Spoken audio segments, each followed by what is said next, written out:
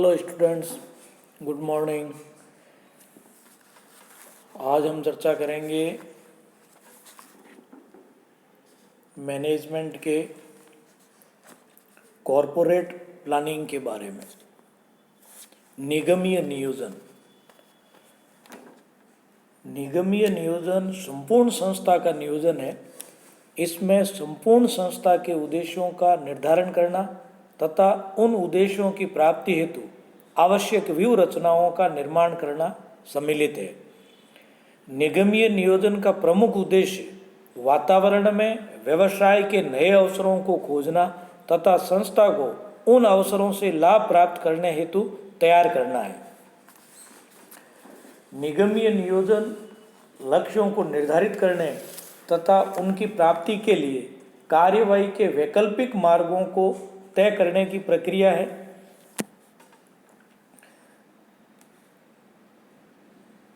इन वैकल्पिक मार्गों का निर्धारण कंपनी की आंतरिक क्षमताओं व दुर्बलताओं का बाह्य अवसरों व चुनौतियों के आधार पर किया जाता है।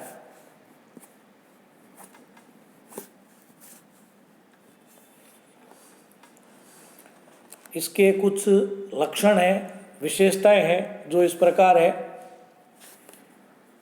व्यवस्थित प्रक्रिया। निगमीय नियोजन कंपनी की दीर्घकालीन उद्देश्यों तथा उनकी प्राप्ति हेतु संसाधनों के निर्धारण की व्यवस्थित प्रक्रिया है, जिसमें आंतरिक एवं बाह्य घटकों पर विचार किया जाता है। दूसरी विशेषता है इसकी निरंतर प्रक्रिया। बाह्य एवं आंतरिक परिवर्तनों के साथ साथ निगमीय नियोजन में सुधार व संशोधन कार्य भी सदैव चलता रहता है। नेक्स्ट है वृत्त स्तरीय योजना। ये संपूर्ण कंपनी की एक मास्टर योजना होती है। समस्त कार्यात्मक योजनाएं इसी से तैयार की जाती है। नेक्स्ट है दीर्घकालीन दृष्टि। निगमीय नियोजन संगठन के दैनिक कार्यों से संबंधित नहीं होती है, वरन इसका दृष्टिकोण दीर्घकालीन होता है। उच्च स्तरीय क्रिया। निगमीय नियोजन का दायित्व उच्च प्रबंधकों का होता है। यद्यपि इसमें स्तरों पर कार्यरत प्रबंधकों से सूचनाएं, तथ्य व जानकारी मांगी जाती है तथा उन्हें योजना निर्माण में सहभागी बनाया जाता है। नेक्स्ट है दूरदृष्टि। निगमीय नियोजन के द्वारा कंपनी को इसके प्रतिद्वंदियों से आगे रखने का प्रयास किया जाता है। इसमें दूरगामी प्रभावों एवं चुनौतियों का पूर्वानुमान करके अपनी क्षमताओं व संसाधनों के श्रेष्ठ उपयोग पर बल दिया जाता है। नेक्स्ट है विस्तृत योजना। निगमीय नियोजन में व्यूह रचनात्मक नियोजन एवं संचालकीय नियोजन दोनों शामिल होते हैं। व्यूह रचनात्मक नियोजन का लक्ष्य अपनी विलक्षण आंतरिक क्षमताओं व बाह्य अवसरों का उपयोग करते हुए अपनी प्रतियोगी शक्ति को मजबूत करना होता है, जबकि संचालकीय योजनाएं जैसे उत्पादन योजना, विपणन योजना, वित्त योजना आदि व्यूह रचनात्मक नियोजन को कार्यान्वित करने के लिए तैयार की जाती है। नेक्स्ट है निगमीय संपूर्णता। ये ध्यान देने योग्य है कि निगमीय नियोजन कंपनी के समस्त विभागों, इकाइयों व उप विभागों के लिए तैयार नहीं किया जाता है, वरन ये संपूर्ण कंपनी को दृष्टि में रखकर एक निगमीयता संपूर्णता की भांति तैयार किया जाता है। नेक्स्ट है तकनीकों का समूह नहीं। निगमीय नियोजन किन्हीं हथकंडों, तकनीकों आदि का पिटारा नहीं है जिसके प्रयोग से शीघ्र लाभ प्राप्त किए जा सकते हों। कई लोग इसे विस्तार, मर्जर या विविधीकरण आदि तकनीकों का पर्याय भी मानने लगे हैं। उनका मानना है कि इनके बिना निगमीय नियोजन नहीं होता है, लेकिन ये बात सत्य नहीं है। नेक्स्ट है इसमें निगमीय नियोजन और दीर्घकालीन नियोजन। निगमीय नियोजन व्यावसायिक क्रियाओं की एक विस्तृत योजना है। निगमीय लक्ष्यों व नीतियों के क्रियान्वयन हेतु बनाई जाती है। इसमें दीर्घकालीन व अल्पकालीन लक्ष्यों को ध्यान में रखकर व्यूह रचनात्मक योजनाएं तैयार की जाती है। इसमें एक भावी निश्चित अवधि के लिए संसाधनों को नियोजित किया जाता है।